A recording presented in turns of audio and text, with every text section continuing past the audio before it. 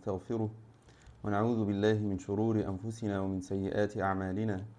من يهده الله فلا مضل له ومن يضلل فلا هادي له، وأشهد أن لا إله إلا الله وحده لا شريك له، وأشهد أن محمدا عبده ورسوله صلى الله عليه وسلم.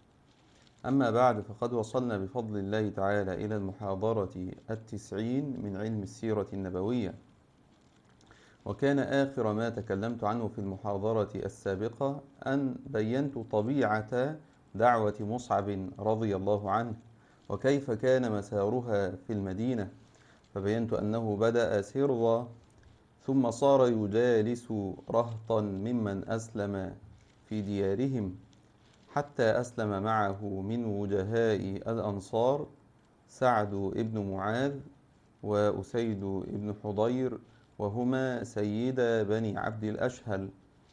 ثم فصلت قصة سعد بن معاذ رضي الله عنه مع أسعد بن زرارة ومصعب بن عمير، وكيف أسلم على يديهما، وبينت إسلام بني عبد الأشهل بإسلام سعد بن معاذ، وكذا بينت أن مصعبا رضي الله عنه كان يسمى المقرئ. واليوم إن شاء الله نكمل قصة مصعب رضي الله عنه وما تبعها. فمعنا بمشيئة الله تبارك وتعالى اليوم السؤال: أجمل الدور الذي قام به مصعب رضي الله عنه بالمدينة. فأقول: يتلخص دور مصعب رضي الله عنه في الآتي: أولا في حق من أسلم، وثانيا في حق من لم يسلم. أولا في حق من أسلم، حيث كان رضي الله عنه يقرئه القرآن ويفقهه في الإسلام، ويقيم رضي الله عنه السنة والشريعة في هؤلاء المسلمين، وكذا يؤمهم في الصلاة. إذن إقراء القرآن والتفقيه في الإسلام وإقامة السنة والشريعة والإمامة في الصلاة. وأما ثانيا في حق من لم يسلم، فقد كان يدعوه إلى الإسلام ويحاجه بالقرآن. إذن الدعوة إلى الإسلام والمحاجة بالقرآن، كما تعرفنا في قصة سعد بن معاذ لما قال له مصعب: يعني اجلس ألا تجلس فتسمع، فإن رضيت شيئا قبلته وإلا كف عنك ما تكره. والسؤال التالي: متى رجع مصعب بن عمير رضي الله عنه إلى رسول الله صلى الله عليه وسلم؟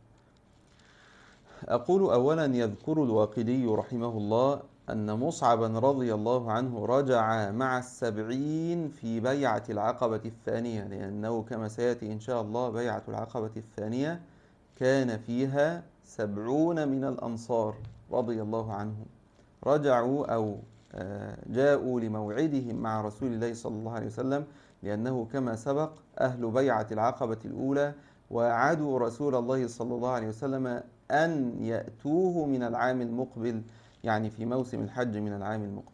فالواقدي يذكر، وطبعا الواقدي كما سبق وأن بينت في مقدمة السيرة ومحمد بن عمر الواقدي الأسلمي، محمد بن عمر بن واقد، وهو من أشهر علماء السيرة النبوية، ولكنه في الرواية متروك، رواياته ضعيفة جدا، ولذلك أنا لا أعتمد عليه على الإطلاق في ما أذكره من أحداث، إلا إذا كنت سأذكر قوله لأعقب عليه، لكن لا أعتمد على كلامه إطلاقا. وزياداته في السيرة النبوية كثيرة جدا، يزيد على ما يرويه الثقات، وهذا مما يجعل في روايته شكا كبيرا.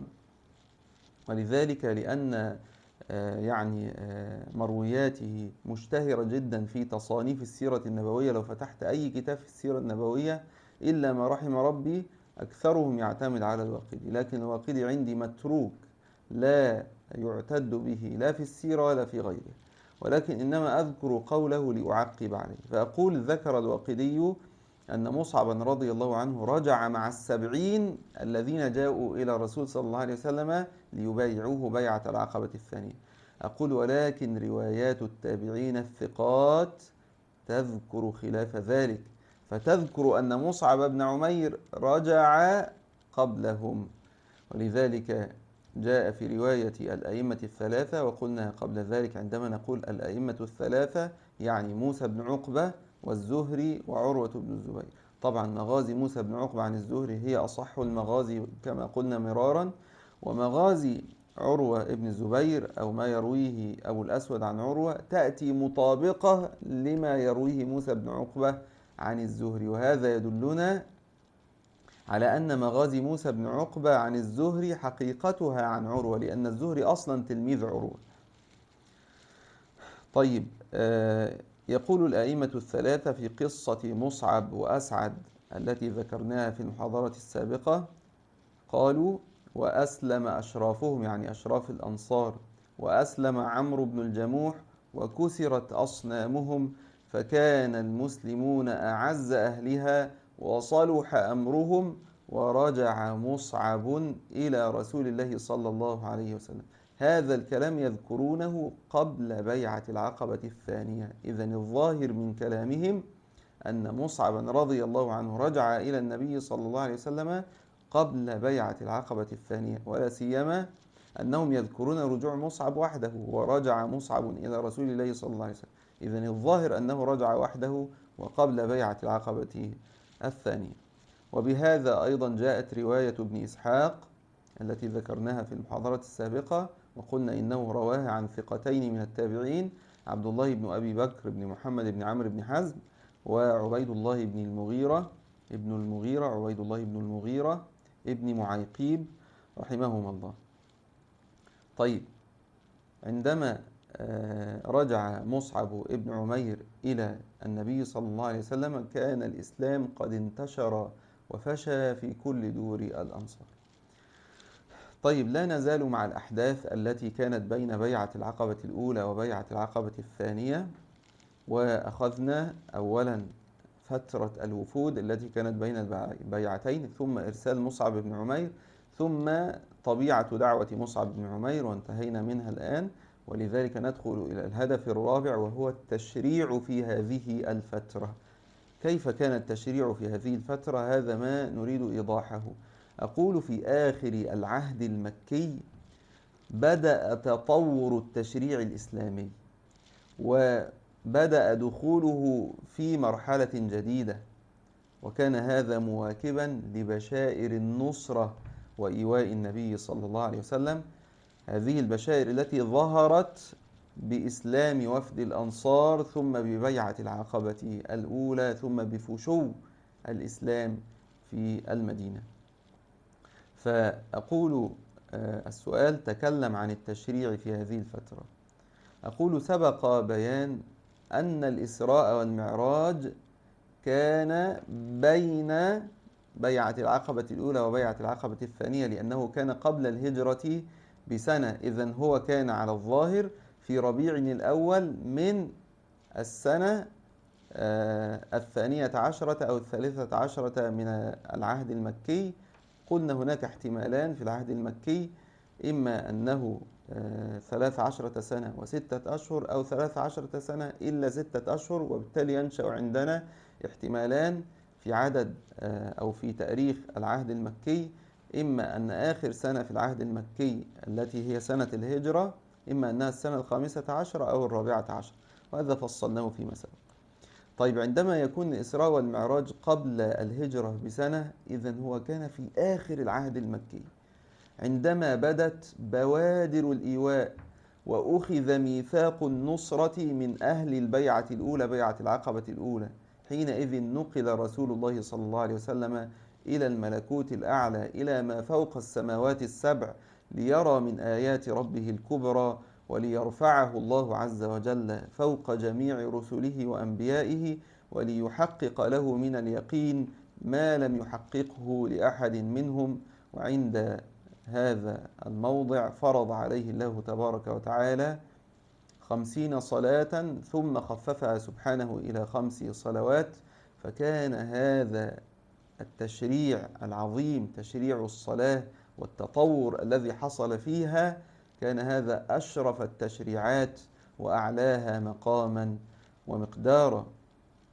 وهذا التشريع كما هو معلوم هو عمود الدين الأسمى الذي لا قيام للدين إلا به، ولا صدق لإيمان الإنسان بالرسالة إلا بأدائه. وبعد هذا التشريع بقليل حصلت بيعة العقبة الثانية التي فتحت الباب واسعا أمام الهجرة الإسلامية إلى المدينة المشرفة، لتقوم هنالك دولة الإسلام على أساس من الأخوة والمواساة، ثم ليزداد التشريع تطورا وتقدما أيضا. إذا بدء تطور التشريع حصل مع الإسراء والمعراج الذي كان قبل الهجرة بسنة، يعني في آخر العهد المكي. ولكن قبل بيعة العقبة الثانية حصل حدث هام، ألا وهو ابتداء هجرات أفراد الصحابة رضوان الله عليهم، وذلك لما استبانت لهم دار الهجرة وهي المدينة، وانتشر فيها الإسلام وكثر فيها المسلمون. ولذلك ننتقل إلى الهدف الخامس، وهو هجرات أفراد الصحابة. والسؤال: متى بدأت هجرات أفراد الصحابة تحديدا؟ أقول: أفصح عن ذلك مصعب رضي الله عنه، فقد روى الطبراني في الكبير، في المعجم الكبير، عن البراء بن عازب رضي الله عنه بإسناد جيد. وقلت فيما سبق عندما أقول إسناد جيد فأنا أعني أن الإسناد مقبول بغض النظر عن درجته، صحيح لغيره، صحيح لذاته، حسن لغيره، حسن لذاته. كل هذه الدرجات تدخل في ضمن قولنا بإسناد جيد. وأنا أدري أن بعض العلماء يعني تكلف في إدخال كلمة إسناد جيد ضمن الاصطلاح الحادث الذي نتعامل به اليوم. ولكن الحقيقة أن العلماء القدامى مثل علي بن المديني وغيره عندما كانوا يقولون عن الحديث إسناده جيد ما كانوا يقصدون شيئا من هذه الاصطلاحات، وإنما كانوا يعنون أن الحديث مقبول بغض النظر عن درجته. طيب، هذا الحديث الذي يرويه البراء بن عازب يقول: أول من قدم علينا من المهاجرين مصعب بن عمير أحد بني عبد الدار ابن قصي. نحن عرفنا أن قريش بطون كثيرة، منهم بنو عبد شمس وبنو عبد الدار وبنو هاشم وكذا. فقلت له: ما فعل رسول الله صلى الله عليه وسلم؟ يعني البراء بن عازب يسأل مصعب بن عمير: ما فعل رسول الله صلى الله عليه وسلم؟ فقال مصعب: هو مكانه، يعني كما هو في مكة، وأصحابه على أثره. إذا مصعب بن عمير رضي الله عنه يوضح لنا أن ابتداء هجرة أفراد الصحابة من مكة إلى المدينة كانت على أثر وصول مصعب بن عمير إلى المدينة. ونحن يعني عرفنا أن مصعب بن عمير وصل إلى المدينة متى؟ بين البيعتين، بين بيعة العقبة الأولى وبيعة العقبة الثانية.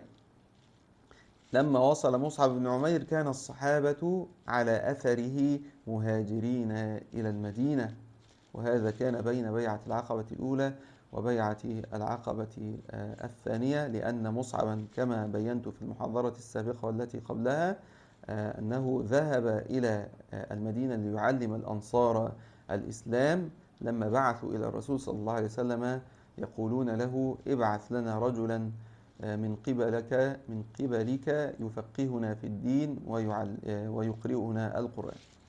طيب، هذا الحديث الذي يرويه البراء بن عازب: أول من قدم علينا من المهاجرين، هذا الحديث أصلا رواه البخاري في الصحيح، ولكن الزيادة التي أستشهد بها وهي سؤال مصعب وسؤال البراء بن عازب لمصعب بن عمير: ما فعل رسول الله؟ هذه الزيادة غير موجودة في صحيح البخاري. ولكن صحيح البخاري فيه رواية يعني أو فيه زيادة تقول: ثم عمار وبلال وابن أم مكتوم، يعني في أوائل المهاجرين. إذن أوائل المهاجرين مصعب بن عمير، وبعده عمار وبلال وابن أم مكتوم، وبقية الصحابة على أثرهم. هذا ما نستفيده من حديث البراء بن عازب هذا. طيب، إذا عرفنا أن ابتداء هجرة أفراد الصحابة كان بين البيعتين، بين بيعة العقبة الأولى وبيعة العقبة الثانية. طيب، يعني قد يقول قائل يعني هذا التاريخ لا يناسب الحديث، لأن السؤال الذي ورد على لسان البراء بن عازب: ما فعل رسول الله؟ ونحن نعرف أن مصعب بن عمير وصل إلى المدينة عقيب وصول أصحاب بيعة العقبة الأولى، وكانوا 12 رجلا ولم يكن فيهم البراء. إذن يفترض أن وصول مصعب بن عمير هذا هو الوصول الثاني عندما فشى الإسلام في الأنصار وأسلم البراء بن عازب، فعندئذ يصلح أن يكون البراء بن عازب يعني يسأل مصعب بن عمير: ما فعل رسول الله؟ لكن قبل ذلك عندما حصلت بيعة العقبة الأولى كانت الأنصار 12 رجلا لم يكن فيهم البراء، فكيف يسأل مصعب ما فعل رسول الله؟ أقول الحقيقة أن مصعب بن عمير وصل إلى المدينة متى؟ بعدما فشى الإسلام في الأنصار، فلا يوجد أي مانع أن يكون البراء بن عازب أسلم في فترة الوفود التي أعقبت بيعة العقبة الأولى، عندما كان الرجل يخرج من الأنصار فيأتي إلى النبي صلى الله عليه وسلم فيسمعه صلى الله عليه وسلم القرآن ويدعوه إلى الله فيسلم، ثم ينقلب إلى أهله فيسلمون بإسلامه. بعدما فشى الإسلام في الأنصار عندئذ ذهب مصعب بن عمير. إذن لا توجد أي مشكلة أن يكون مصعب بن عمير وصل إلى المدينة وسأله البراء بن عازب، لأن الإسلام قد فشى في الأنصار، ومن المسلمين حينئذ البراء بن عازب رضي الله عنه. طيب، أيضا كان في هذه الفترة كان من شأن أبي بكر الصديق رضي الله عنه أنه استأذن الرسول صلى الله عليه وسلم في الهجرة إلى المدينة، وذلك كما قلنا بعد أن استبانت دار الهجرة، وبعدما تراجع أبو بكر الصديق عن هجرة الحبشة. تذكرون أننا ذكرنا أنه لما اشتد الأذى في مكة خرج أبو بكر الصديق مهاجرا إلى الحبشة، ولكن أرجعه ابن الدغنة أو ابن الدغنة في جواره وأدخله مكة مرة أخرى. ولكن لما نقض ابن الدغنة جواره، لماذا نقضه؟ كما قلنا لأن أبا بكر الصديق استعلن بصلاته، فكان الصبيان والنساء يأتون إليه فيسمعونه وهو يقرأ القرآن، فغضبت لأجل ذلك قريش واشتكت إلى ابن الدغنة، فطلب ابن الدغنة من أبي بكر أن يرجع مرة أخرى ليصلي في داخل داره وليس في فناء داره، فرفض أبو بكر وتنازل عن هذا الجوار أو هذه الحماية. عندئذ عاد الأذى مرة أخرى إلى أبي بكر الصديق أو على أبي بكر الصديق، فعزم على الهجرة إلى المدينة، فقال له رسول الله صلى الله عليه وسلم: على رسلك، يعني تمهل، فإنه أرجو أن يؤذن لي، يعني عسى أن يؤذن لي، انتظر فنخرج سويا. فحبس أبو بكر نفسه على رسول الله صلى الله عليه وسلم ليصحبه، وعلف راحلتين، يعني كان عنده راحلتان ناقتان، فعلفهما يعني قام بتغذيتهما، علفهما ورق السمر وهو الخبط 4 أشهر، يعني ظل يغذي هاتين الناقتين لمدة 4 أشهر حتى أذن لرسول الله صلى الله عليه وسلم في الهجرة. إذن ابتداء أبي بكر الصديق أو نية أبي بكر الصديق وعزمه على الهجرة كانت قبل هجرة الرسول صلى الله عليه وسلم بماذا؟ ب4 أشهر. وهجرة الرسول صلى الله عليه وسلم كما سيأتي إن شاء الله كانت في صفر، وبالتالي أو في أواخر صفر، وبالتالي عزم أبي بكر الصديق على الهجرة كان قبل ذلك ب4 أشهر، يعني كان تقريبا في شوال. وبيعة العقبة الثانية كانت في ذي الحجة. إذن هذا يؤكد ما بيناه من أن ابتداء هجرة أفراد الصحابة كانت بين البيعتين قبل بيعة العقبة الثانية، ومن ضمن ذلك كان عزم أبي بكر الصديق على الهجرة في شوال. من هذه السنة التي حصلت فيها بيعة العقبة الثانية، يعني تقريبا قبل بيعة العقبة الثانية بشهرين، شوال وبعده ذو القعدة ثم ذو الحجة الذي حصلت فيه بيعة العقبة الثانية. طيب، قد يطرأ سؤال: لماذا ابتدأت هجرات أفراد الصحابة بين البيعتين، بين بيعة العقبة الأولى وبيعة العقبة الثانية؟ أقول: لأن الرسول صلى الله عليه وسلم قد بشر بالهجرة إلى المدينة من قبل أن يواعد الأنصار ومن قبل أن يلاقيهم أصلا. كيف ذلك؟ كان صلى الله عليه وسلم يقول: إني أريت دار هجرتكم ذات نخل بين لابتين، وهما الحرتان. والحرة هي أرض ذات حجارة سود. هذه الحجارة يعني فيما يبدو أنه كان بالمدينة في القديم براكين وحمم، فهذه الحجارة أحرقت بالنار فصارت حجارة سوداء، ومثلت منطقة أو بقعة تسمى الحرة في المدينة. وفي المدينة حرتان كما سيأتي بيانه إن شاء الله في بيان تركيبة المدينة. هذه الهجرة أو هذه الرؤيا رآها النبي صلى الله عليه وسلم قبل أن يعلم أين هذه الأرض، فكان يظن أنها اليمامة التي تقع في وسط الجزيرة العربية، أو هجر وهي البحرين. كان يظن أن هذه الأرض هي اليمامة أو البحرين، ولكن لما ابتدأ إسلام الأنصار ودخلوا في دين الله أفواجا وفشى الإسلام في المدينة، استبانت هذه الرؤيا وتوضحت، وعلم أن المقصود بدار الهجرة هي المدينة وليس اليمامة ولا البحرين. إذن لما استبانت دار الهجرة التي كان الرسول صلى الله عليه وسلم يبشر بها أصحابه، توجهوا مباشرة إلى المدينة وهاجروا إلى هذه الدار. أيضا كان من أوائل المهاجرين أبو سلمة ابن عبد الأسد رضي الله عنه. أبو سلمة هذا هو الذي كانت أم سلمة زوجته قبل أن يتوفى رضي الله عنه، ثم يتزوجها النبي صلى الله عليه وسلم وتصير أم سلمة أما للمؤمنين. أبو سلمة رضي الله عنه هاجر إلى المدينة تاركا أغلى ما في دنياه، وهي زوجته الوفية أم سلمة حينئذ، وابنه سلمة رضي الله عنه. وكان هذا قبل هجرة النبي صلى الله عليه وسلم بسنة. يعني إذا كان النبي صلى الله عليه وسلم وصل إلى المدينة في ربيع الأول، فأيضا كانت هجرة أبي سلمة قبل ذلك بسنة، يعني في ربيع الأول في نفس السنة التي هي سنة بيعة العقبة الثانية. وسنة بيعة العقبة الثانية هذه هي السنة 13 أو 14 من البعثة. وقلنا لماذا نقول احتمالان؟ لأن هناك احتمالان في العهد المكي. طيب، هذه السنة وهي السنة 13 أو 14 من البعثة هي التي كان فيها بيعة العقبة الثانية. وفي أول هذه السنة في ربيع الأول هاجر أبو سلمة ابن عبد الأسد إلى المدينة، يعني بعد بيعة العقبة الأولى تقريبا ب3 أشهر، لأن بيعة العقبة الأولى كانت قبل بيعة العقبة الثانية بسنة، وكانت في ذي الحجة في موسم الحج. إذن ربيع الأول الذي يتلوها مباشرة كان بعدها ب3 أشهر حين هاجر أبو سلمة. وهذا كله يؤكد ما ذكرناه من أن أبا سلمة رضي الله عنه وغيره من أفراد الصحابة قد بدأوا الهجرة إلى المدينة بين البيعتين، بيعة العقبة الأولى وبيعة العقبة الثانية.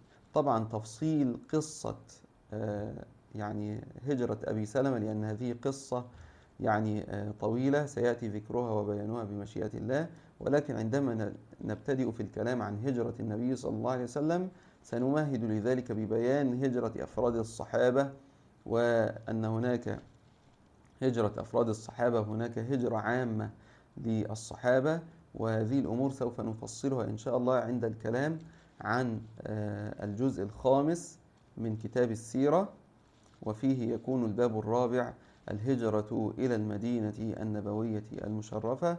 فنتكلم بالتفصيل هنالك عن هجرات أفراد الصحابة وعن هجرة النبي صلى الله عليه وسلم. طيب، ننتقل بعد ذلك إلى الهدف السادس، وهو وفاء النبي صلى الله عليه وسلم بوعد الأنصار. لا نزال ضمن الكلام عن الأحداث التي كانت بين البيعتين بيعة العقبة الأولى وبيعة العقبة الثانية. والسؤال: كيف كان وفاء النبي صلى الله عليه وسلم بوعد الأنصار؟ أقول: قبل بيعة العقبة الثانية كانت دار الهجرة قد تبينت، فلم يبق إلا أخذ العهد على الأنصار على الإيواء والنصرة، وهذا هو الذي حصل في بيعة العقبة الثانية. وطبعا سبق الأنصار إلى الإسلام كان فضيلة لهم عند الله عز وجل، حفظها لهم سبحانه وتعالى، وأبى أن يقدم عليهم أحد. ولذلك لما جاء الطفيل بن عمرو الدوسي إلى رسول الله صلى الله عليه وسلم يقول: يا رسول الله، هل لك في حصن حصين ومنعه؟ فأبى ذلك النبي صلى الله عليه وسلم للذي ذخر الله للأنصار. وهذا الحديث رواه أحمد.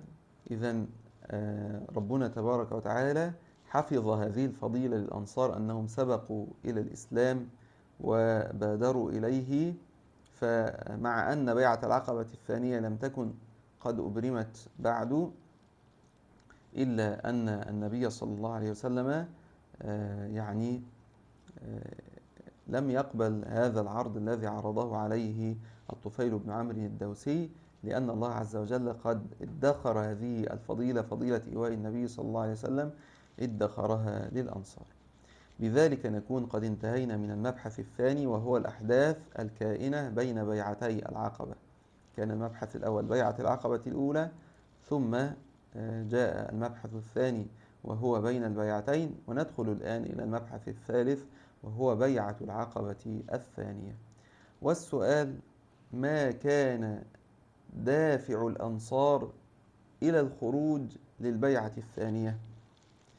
أقول: تكونت دوافع متعددة في قلوب الأنصار، أو يمكننا اعتبار هذه الدوافع دافعا واحدا ولكن يتكون من أجزاء. كانت في قلوب الأنصار عدة دوافع أو دافع له أجزاء متعددة في قلوب أولئك الأنصار.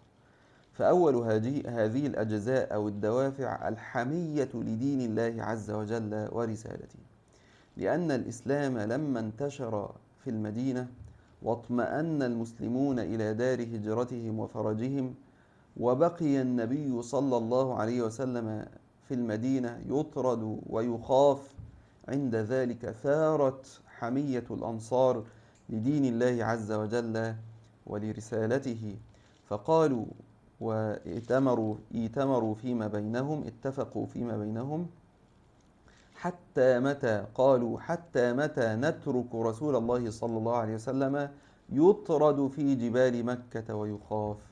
فعندئذ رحل إلى رسول الله صلى الله عليه وسلم 70 رجلا وبايعوه بيعة العقبة الثانية، وهي البيعة التي أسست لهجرة النبي صلى الله عليه وسلم إلى المدينة، بيعة العقبة الثانية. طبعا هذه الحمية لدين الله عز وجل هي المحرك الأساسي للذب عن دين الله عز وجل، هي المحرك الأساسي للذب عن دين الله عز وجل. وبغير هذه الحمية لا يمكن أن يتصور أن يذب عن دين الله عز وجل، أو أن يدفع عنه، أو أن يتحرك المسلم تحركا يحسب في سبيل الله عز وجل. فلابد من وجود هذه الحمية حتى يتحرك الإنسان للذب عن دين الله. ولا يتصور أن تكون هذه الحمية موجودة حقيقة في قلب المسلم مع القدرة ولا يتحرك للذب عن دين الله عز وجل.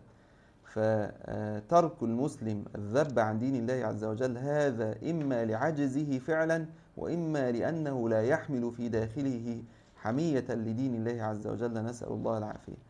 ولذلك تقول أم المؤمنين رضي الله عنها في بيان هذا المبدأ، تقول: والله ما انتقم رسول الله صلى الله عليه وسلم لنفسه في شيء يؤتى إليه قط.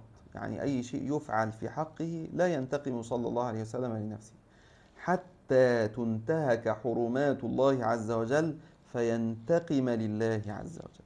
والحديث رواه أحمد.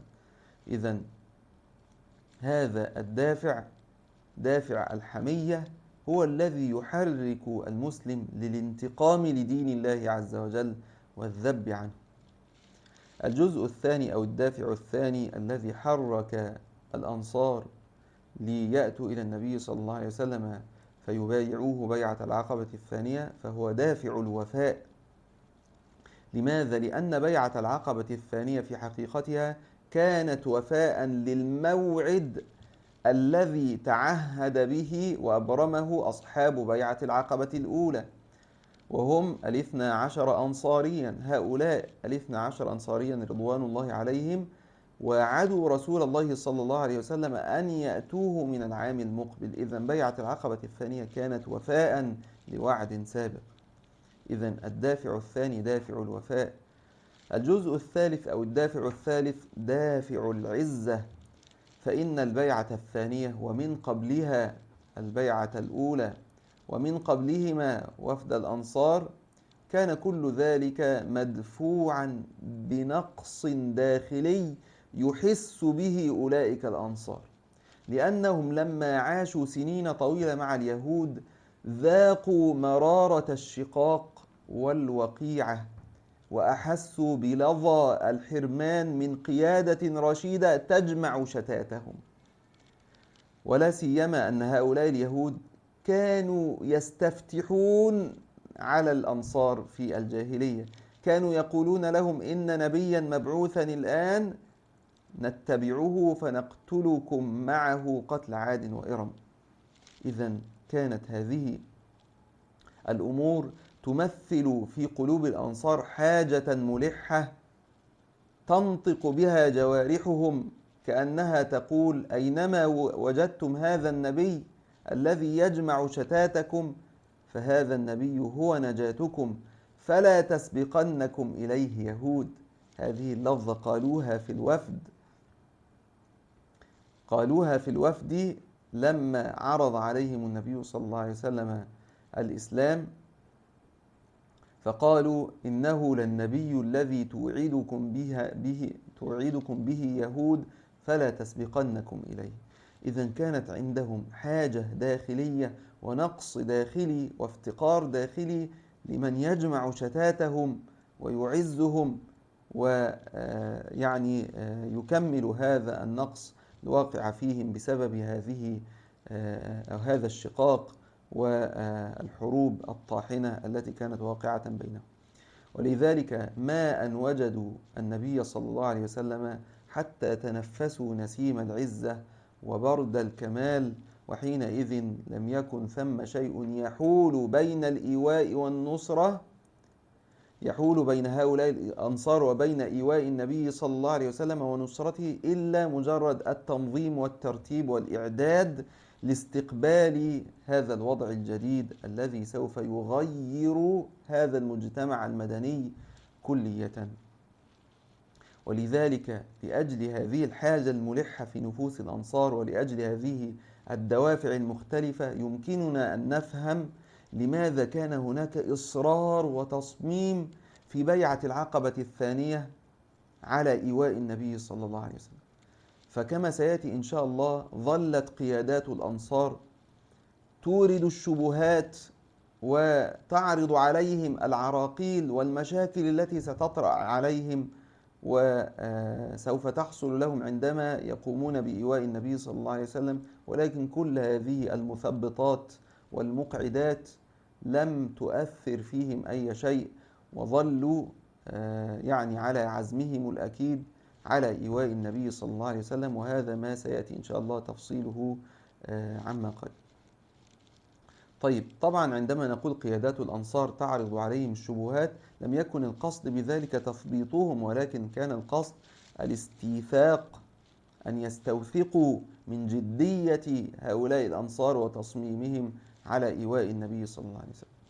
الدافع الرابع أو يعني الجزء الرابع من الدافع للأنصار إلى بيعة العقبة الثانية هو دافع الوقت، لأن ذلك الوقت في المدينة لم تكن المدينة في وضع أشد استعدادا ولا تهيئا قبل ذلك، حيث اجتمعت في المدينة نواة مسلمة في كل دار من دور الأنصار. لم يكن هناك دار من دور الأنصار إلا وفيها مسلمون يظهرون الإسلام. ففتح الرحمن عز وجل لرسوله صلى الله عليه وسلم عيونا عميا وآذانا صما وقلوبا غلفا. وكذلك قيض سبحانه وتعالى هذه النواة المسلمة لإقامة الملة العوجاء وإيضاح الطريق المستقيم على يد الرسول صلى الله عليه وسلم. طيب، والسؤال التالي: ما توقيتها؟ متى كانت يعني هذه البيعة، بيعة العقبة الثانية؟ أقول كما سبق: كانت بيعة العقبة الثانية في السنة 13 أو 14 من البعثة المشرفة، في آخر هذه السنة، في ذي الحجة، في موسم الحج، في أوسط أيام التشريق. يعني إيه أوسط أيام التشريق؟ نحن نعرف أن يوم النحر هو اليوم العاشر، ثم أيام التشريق ثلاثة: 11 والثاني عشر والثالث عشر.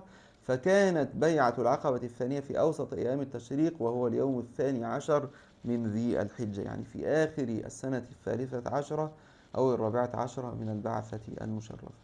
هذا هو توقيتها الزماني. أما توقيتها المكاني فقد كانت في شعب العقبة في منى. الشعب هذا هو كما نعرف المنفرج بين جبلين، يعني جبلين بينهم منفرج، بينهم موضع هذا أو مكان، هذا المكان يسمى الشعب. إذن الشعب هو الطريق بين جبلين. وطبعا هذان الجبلان كان بأرض منى، جبلين من جبال منى، بينهما منفرج أو بينهما طريق. ففي هذا الموضع حصلت بيعة العقبة الثانية، ونقول عنها بيعة العقبة لأن العقبة في أصلها هي الطريق الوعر، الطريق الصعب في الجبل. فكانت هذه البيعة في ذلك الطريق الوعر الصعب في أو بين هذين الجبلين من جبال منى، ولأجل ذلك سميت بيعة العقبة نسبة إلى هذه العقبة أو هذا الطريق الذي يكون في الجبل. طيب، وبعد هذه البيعة بشهرين حصلت الهجرة إلى المدينة، ولا يتصور أن يعني الهجرة إلى المدينة تأخرت إلى ما بعد هذه السنة. يعني بيعة العقبة الثانية في ذي الحجة والهجرة في صفر، فلا يتصور أبدا إلا أن الهجرة كانت بعد شهرين من بيعة العقبة الثانية. لا يتصور أن الهجرة تأخرت سنة كاملة وشهرين حتى حصلت. هذا أمر بعيد جدا، لأن هذه البيعة قد وطأت ومهدت وأسست للهجرة النبوية، فلا يوجد أي داعي لبقاء النبي صلى الله عليه وسلم في المدينة. ولذلك نقول كانت بيعة العقبة الثانية في ذي الحجة، وصفر الذي حصلت فيه الهجرة هو الذي كان بعد هذه البيعة بشهرين، وليس بعدها بسنة وشهرين. طيب، إن شاء الله في المحاضرة القادمة نبتدئ في عرض روايات وطرق قصة بيعة العقبة الثانية بالتفصيل. هذا ما نبدأ به إن شاء الله في المحاضرة القادمة. إلى ذلك الحين إن شاء الله نلقاكم على خير. السلام عليكم ورحمة الله وبركاته.